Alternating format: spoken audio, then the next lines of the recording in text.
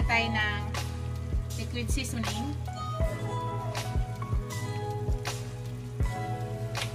Tapos maglagay tayo ng ground black pepper.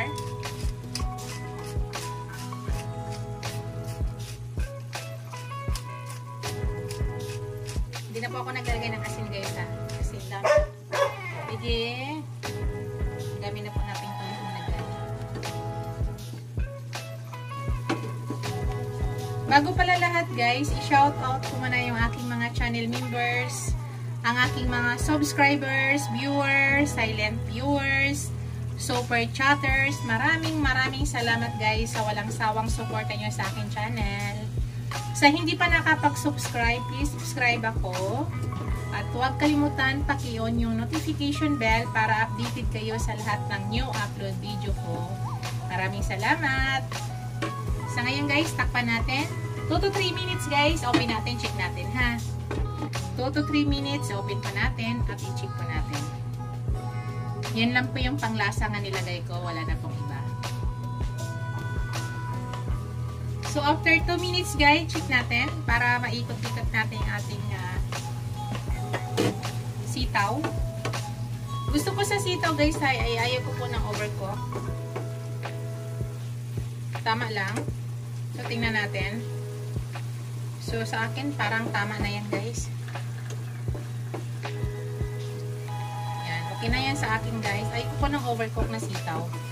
So sa ngayon titikman ko siya guys kung tama na ba yung lasa. Hindi po tayo naglagay ng asin guys ha.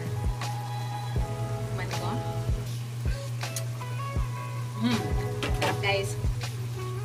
Yun lang po yung ating panglasang nilagay. Yan na yung aking. Patay na natin guys. Luto na po yan.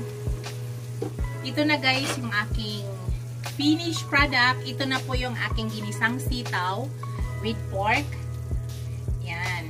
Ready to serve na yan guys. Para sa aming hapunan today. Today is Friday. Kayo ba guys ay pag Friday kumakain ng ng pork? Sa amin naman kasi kahit anong araw pwede po kami kumain ng pork. Nasa inyong paniwala lang yan guys. Yan na po yung aking finished product guys. Thank you for watching. Don't forget to like, comment, share, and subscribe to my channel. Makiusap ako sa inyo guys. Please don't skip ads. Kasi yan po yung doon lang po tayo kumikita at po ako yung nanonood sa mga monetized channel ay hindi po ako nag-skip ng ads. Full watch yan with ads. Lahat po ng harang ay hinaharang ko.